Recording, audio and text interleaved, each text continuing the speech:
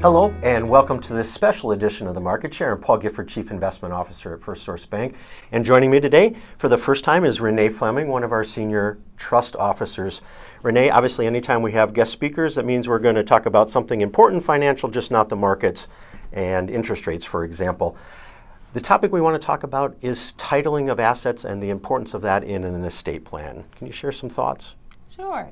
So titling your assets is really critical to your estate plan. It's going to determine how assets are managed and distributed at time of death, potentially having impact on taxes, probate, and beneficiary access. It's also important to note that titling is going to supersede your will. That last sentence is kind of important, that it supersedes a will.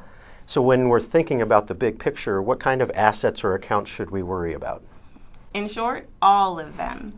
So you want to look at all of your accounts, all of your real estate. Make an inventory list. Look at how is this account registered? Is it in single name? Is it in joint name?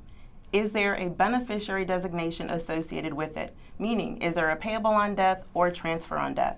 If not, should there be? And does all of this align with your estate plan? Meaning the will, the trust, the financial power of attorney, and your medical power of attorney. Also, what happens should you become incapacitated? Who's going to take over? Is this person aware of your plan and where to find all of your important financial documents?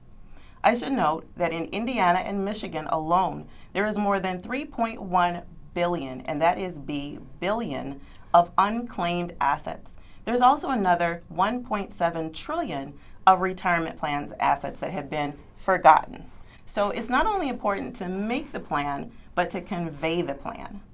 Well, hopefully I haven't forgotten any assets of my own, but that's a 1.7 is quite a big number. Now, you talked about the titling. There's a piece that usually ends up at the bottom of there, and you briefly mentioned it, the importance of beneficiaries and having those correct. Can you explain that to our viewers?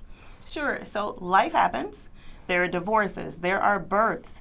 All of these things may impact who you want your money to go to. So it's important to review your beneficiary designations because whomever is listed, whether it's the current person or somebody that you no longer wish to give assets to, that is where your money is going to go. A will or a trust document is not going to help you in this case.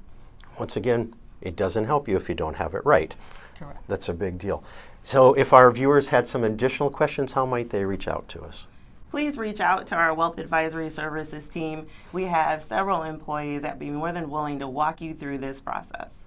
Renée, thanks for joining us for the first time. Well done. If you enjoyed today's video, I encourage you to share that with your friends or family. If you don't currently subscribe to the Marketshare, you can do so using the QR code at the end of the video or emailing us at wealthadvisory@firstsource.com.